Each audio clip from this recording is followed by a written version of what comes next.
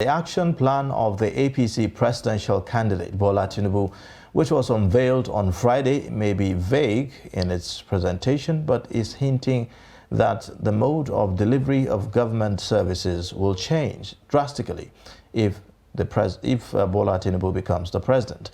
The APC presidential candidate says his agenda for renewed hope for Nigeria will stand on the foundation laid by the current administration, but will go further by building a country, especially for the youth, where sufficient jobs with decent wages will create a better life. It may mean that President Buhari's hopes that Tinubu will consolidate the achievements of his administration may not be as clear-cut as is being painted. Our correspondent Kehinde Amodu looks at the play of words between the two important figures, which will shape the nature of campaigns. Let's take a look at the report before our discussion. A look at the APC presidential candidate's speech shows that he is carefully playing a middle line. At no point has he castigated the Buhari administration. In fact, what he has done is amplify the good things that have been done right by the government in power and promise that he will build on them. In turn, the president is confident enough to assert that he will lead the Tinubu campaign. Based on our unshakable faith in our people and standing on the foundation well established by the administration of President Muhammadu Buhari, I therefore want to assure all party members and supporters of our government that I will be at the forefront of this campaign. But under the camaraderie, a close look at the promises shows an intention to completely overhaul the system of government. For instance, Tinubu is promising to turn the economy around so that all Nigerians and their children will not go to bed hungry under his watch. The underlying message is that under this administration, people are hungry. we seek a Nigeria where no parent is compelled to send a child to bed hungry, worried whether tomorrow shall bring food. We assure you there will be plenty of food to feed your children. One of the open secrets under the Buhari administration is the failure of the power sector. And so when Tinubu says he will provide sufficient and affordable electricity, he's in turn saying efforts to provide the commodity under the present administration have not actually met the mark. We will modernize and expand public infrastructure to stimulate economic growth at an optimal rate. Generate, transmit, and distribute sufficient, affordable electricity to give our people the necessary power to drive their businesses and brighten their homes. Bearing in mind, there's no successful industrialization is feasible without constant electricity at the right price. For now, many of those promises unveiled under the program of action are not clearly spelled out. And on the flip side, President Buhari's promise to lead the Tinubu campaign is vague. This may be just a play of words between two politicians. What is obvious is that you cannot make an omelette without breaking an egg, which may mean if Bola Ahmed Tinubu does become president, something must shift. Kehinde Amodu, Trust TV News, Abuja. All right, now what is striking in Mr. Tinubu's document is that there are certain promises in the 2015 APC Manifesto of change that have been carried over to the new document. We'll get perspectives on this, and we have in the studio the Director of Media and Publicity of the APC Presidential Campaign Council, Mr. Bayo Onanuga. Thank you so much for joining us on Daybreak this morning. Thank you for inviting me. You're welcome. All right, if I may begin from the foreword of the manifesto, I would like to take an excerpt from that. It says, people do not seek superficial answers to hard questions, nor do they want the broken, unimaginative, failed promises repackaged and fed to them again. That's a quote from the foreword of the Tinubu Manifesto. So a closer look, however, at the manifesto would seem to suggest that certain promises are more like repackaged and presented again.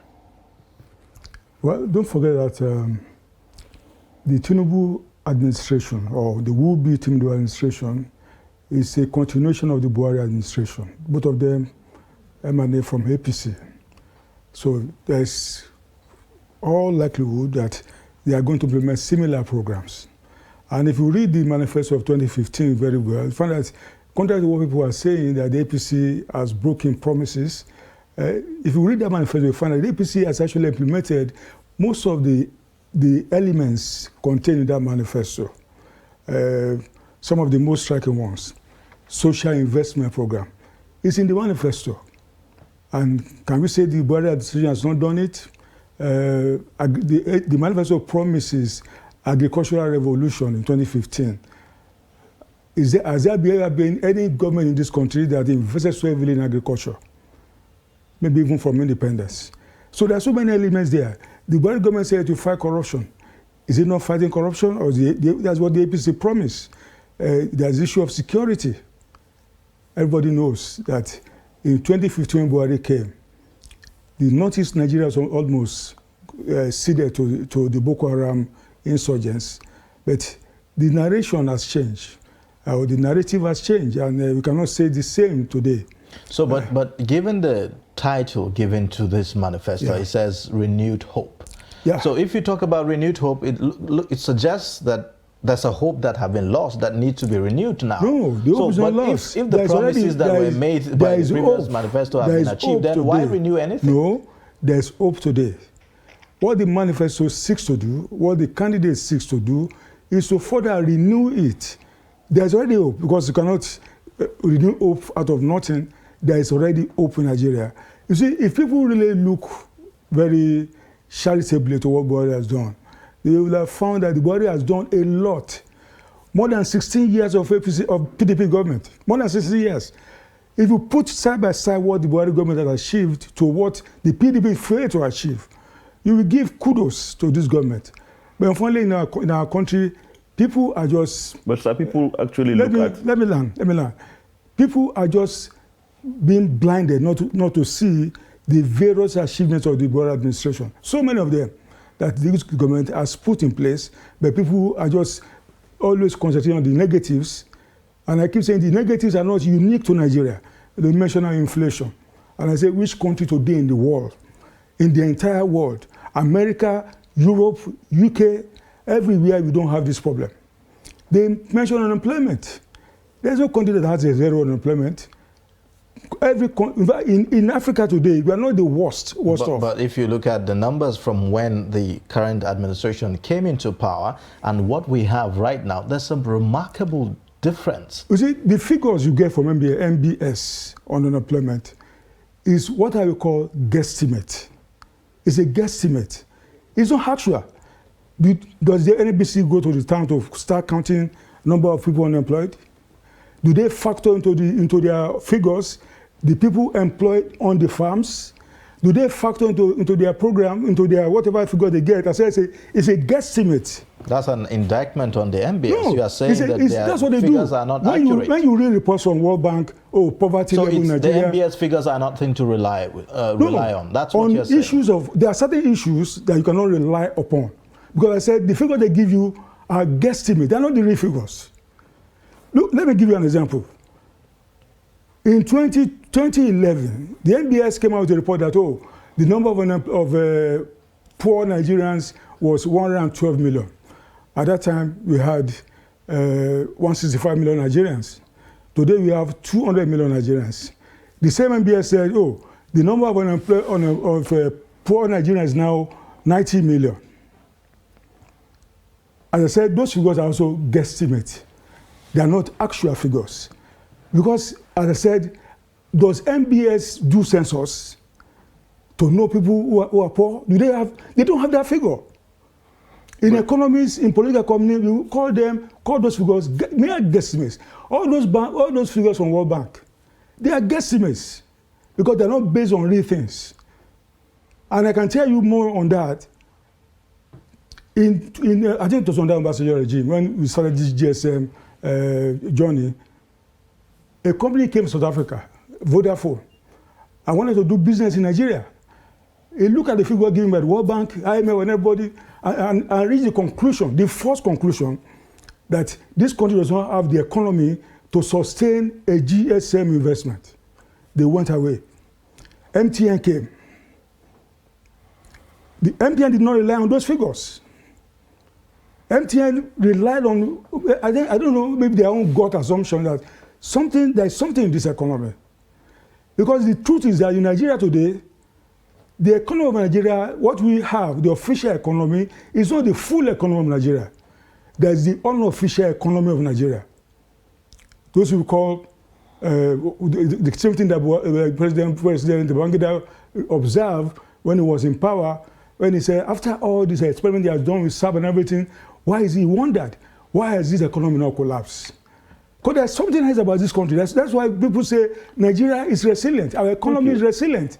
It's not driven only by official economic figures. Let's move away from the economic figures and all that, maybe back to the document.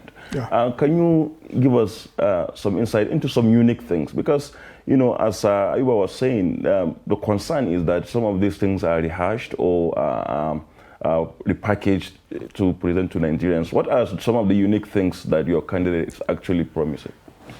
There are so many unique things there. Let's talk about the economy, for instance.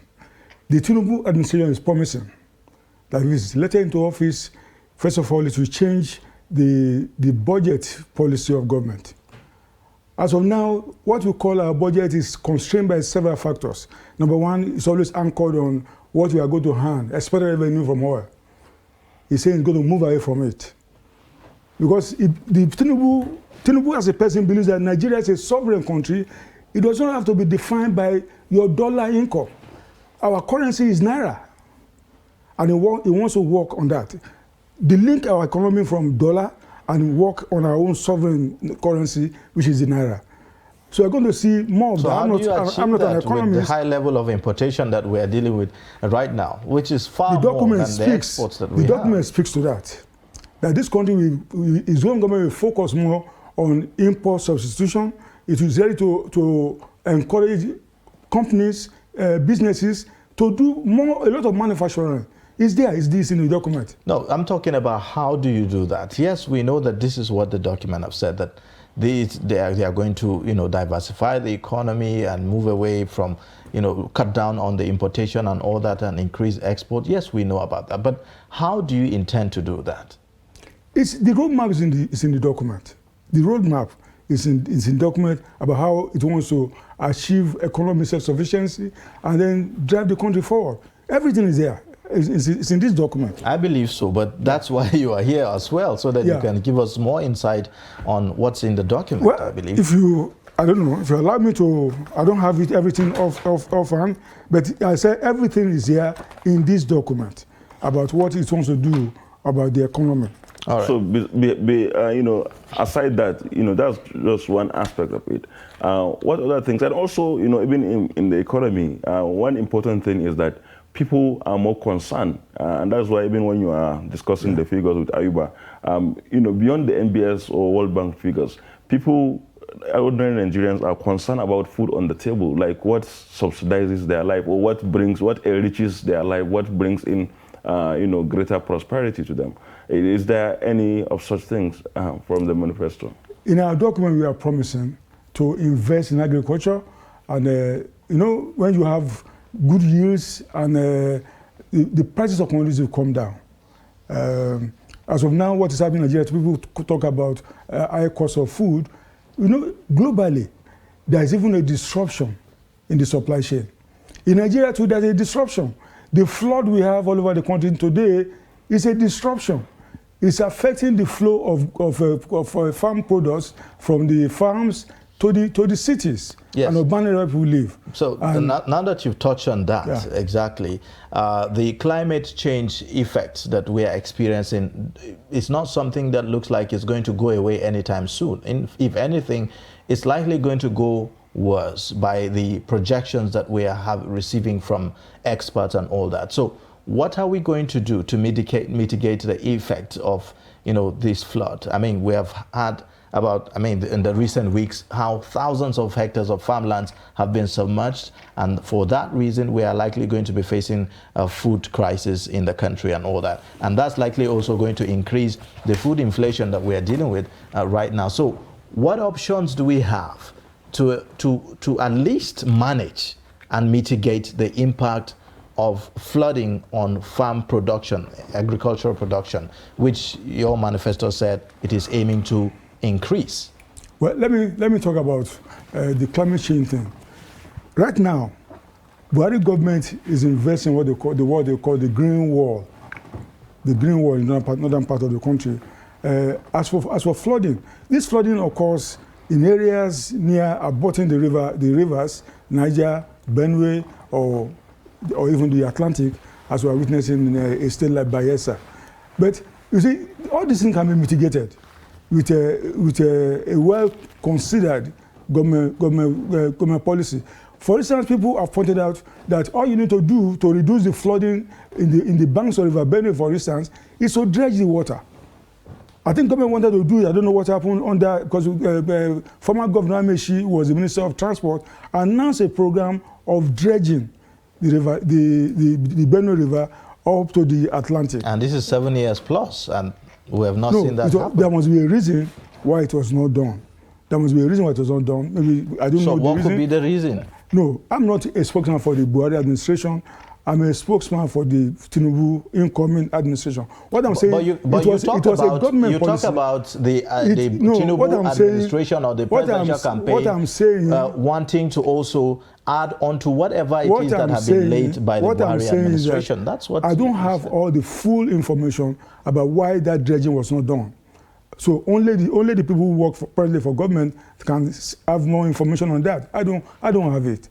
I don't have to take a burden. I don't know much about that. I know that government announced that a dredging plan was appraised to dredge the Benue River, so that it will stop flooding in areas near the Benue and even some of the areas near on the Niger. So that program is on, and I think when Tinubu comes, if it has not been done, if it has not been awarded, there will be a program. But it doesn't. There's nothing that spells anything like that in the manifesto. There's no talk about how the issue of food production. What I'm talking about, the dredging I'm talking about, is also linked with the transportation policy of the incoming administration. If we want to improve, use the waterways that we have, that God has blessed us with, there's no way you're not going to dredge.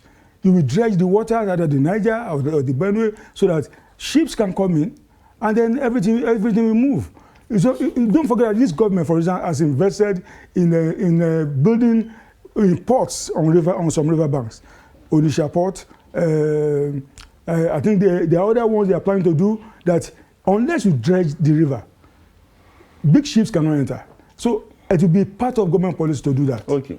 So now going back to the document and also review of the fundamentals.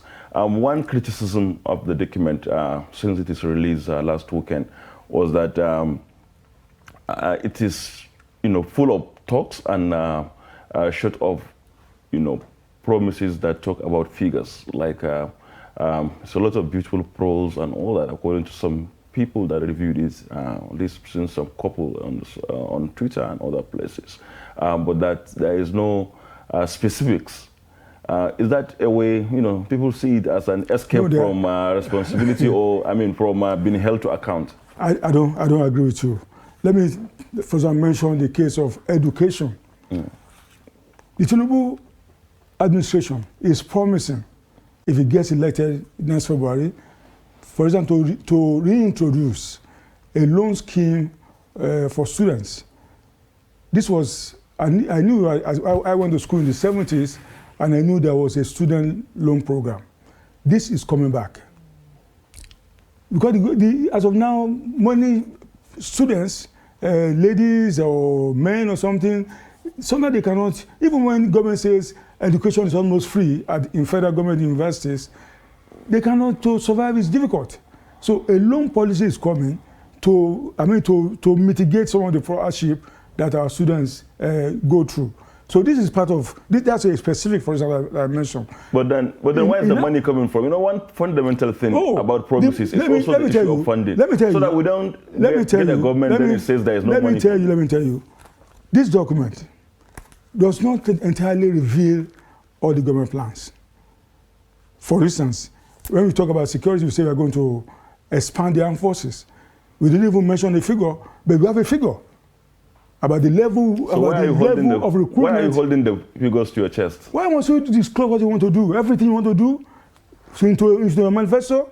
It's just like when Allah gave us the Quran. There is something that is not in the Quran. He said the hadith. Is that not so? You have a hadith. This document has an explanatory that is not here. It has the real policy that cannot be disclosed in the manifesto. If you disclose everything, then your opponents will go and take it and even say it's their own and not yours. But there are certain things that are not here. There are those who argue that for instance, you are probably saying we talk so about that you bringing, let me land. We talk about bringing technology to bear on our security architecture. The details don't here. It's not in this document because you can't disclose that. So let's go back to the issue of wouldn't funding be a challenge about the students' loan scheme. There's already in Nigeria a government agency that takes care of tertiary education, the TED Fund. They have money. As long as they give money to university, build schools, build this, build that, some of this money can be used to fund a loan scheme at a very, very, very cheap rate, just like free money to students. The TED Fund is there.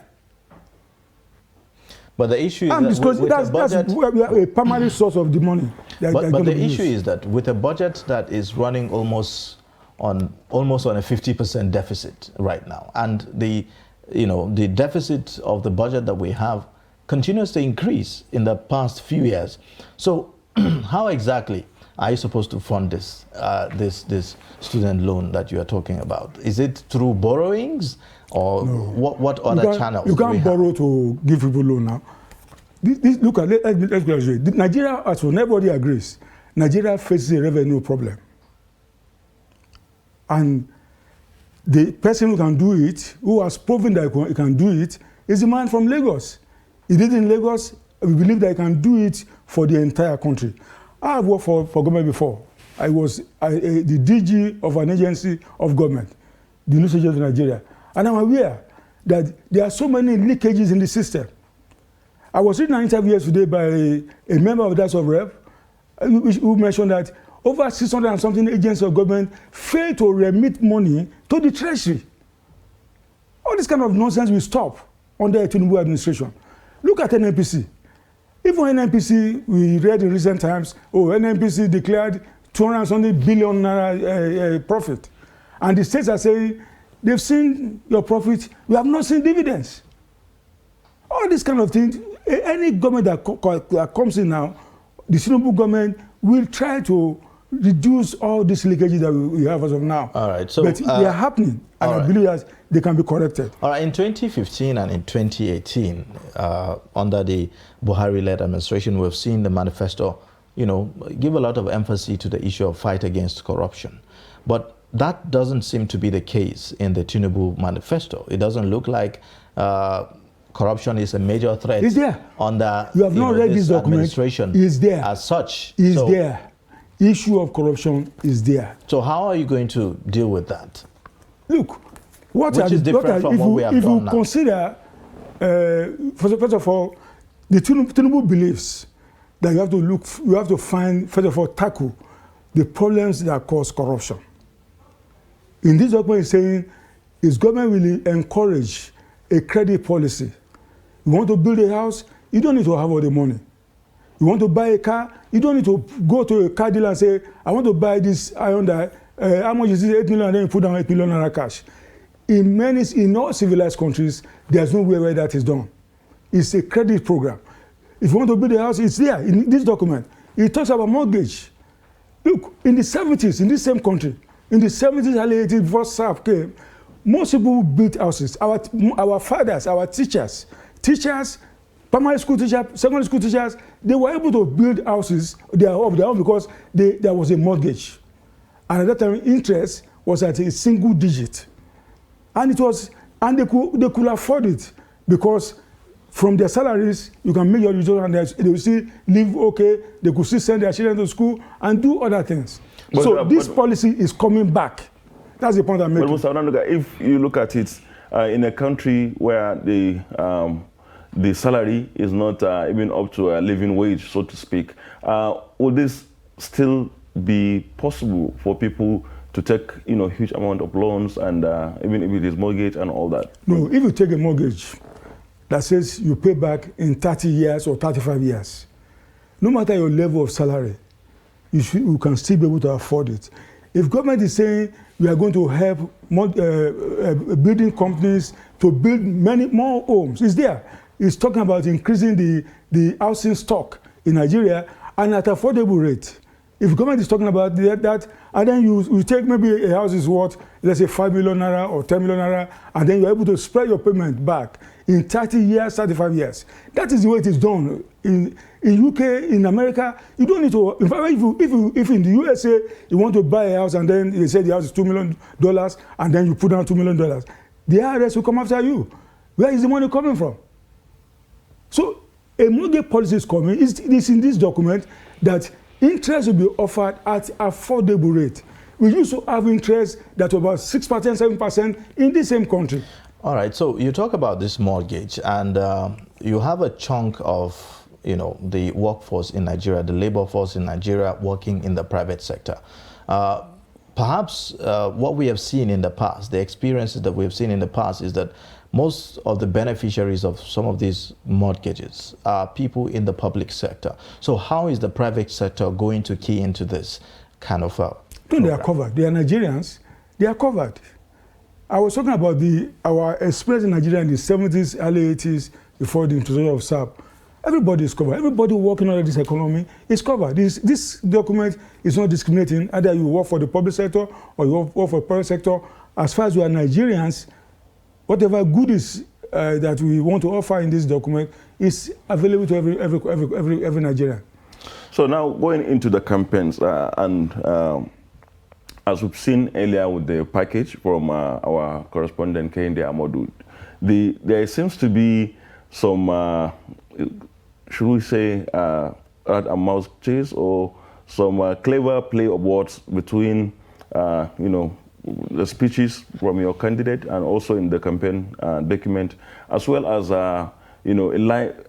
vis-a-vis the administration of President Muhammadu Buhari.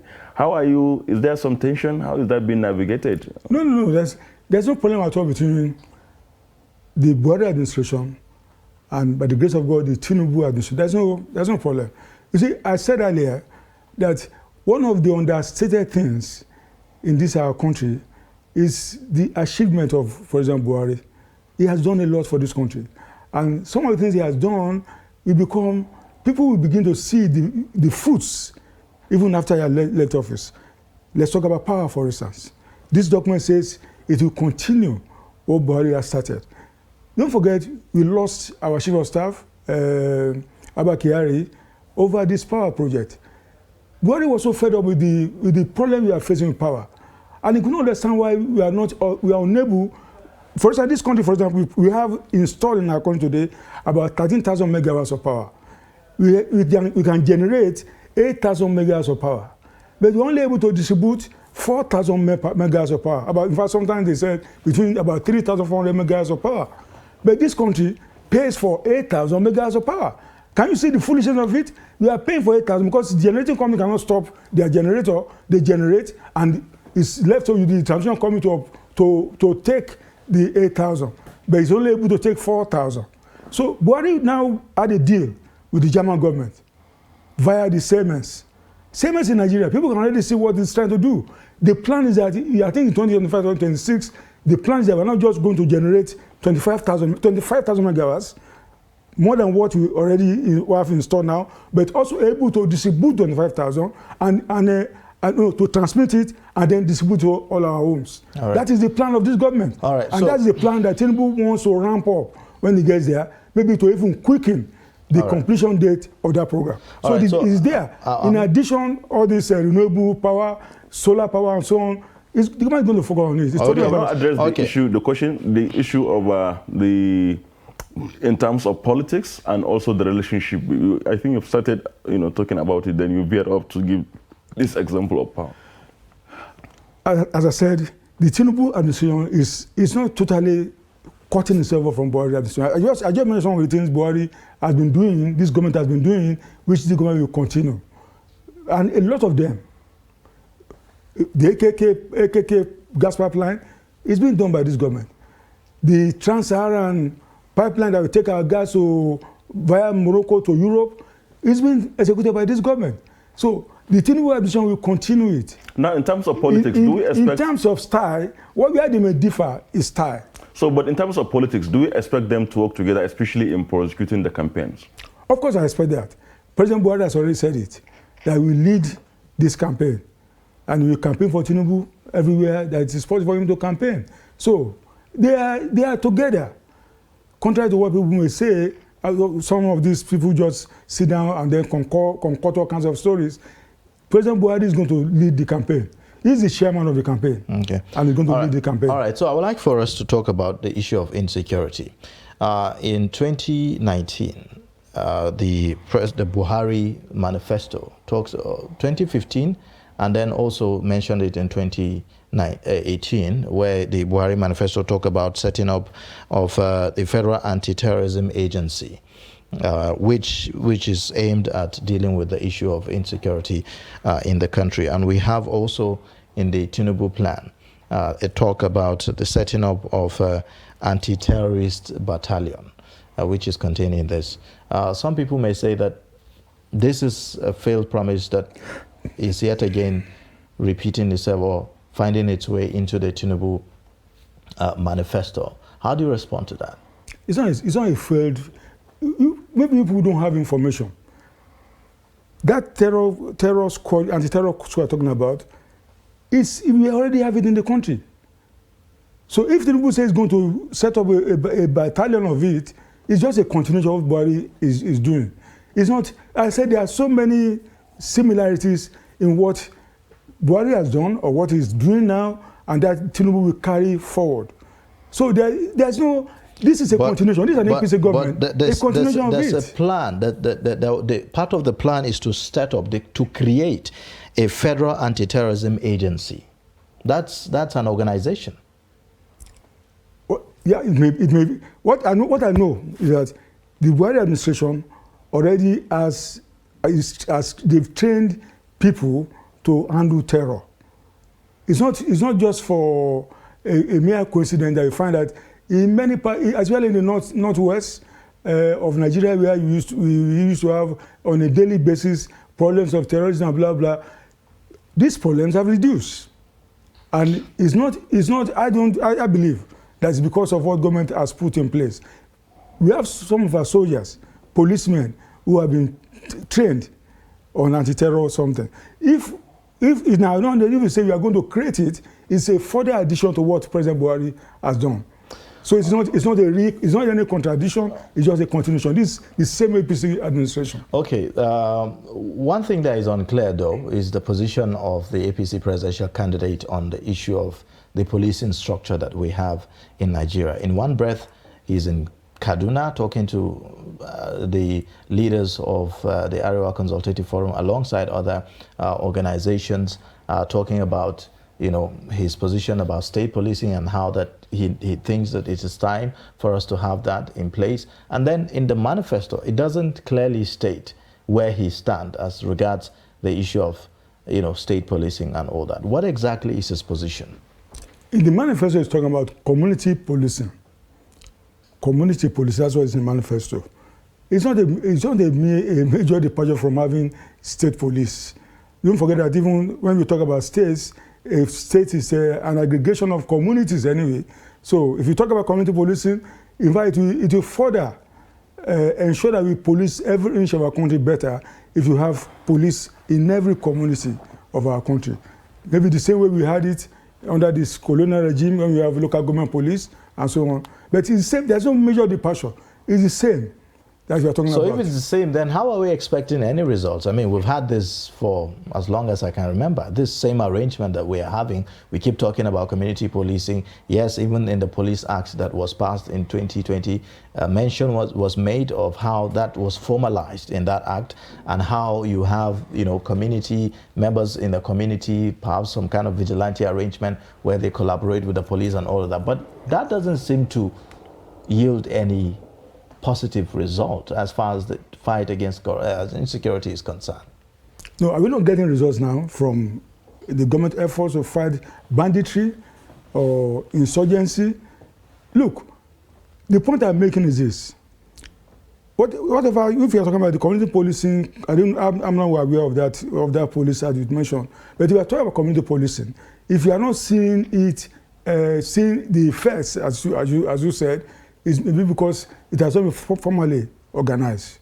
But what you are saying is that there will be community policing. It means you are going to probably organize it and put in a normal structure so that it can function the way it should function. So what's the structure that we are expecting to see now? I don't have the details. I'm not a military expert or security expert.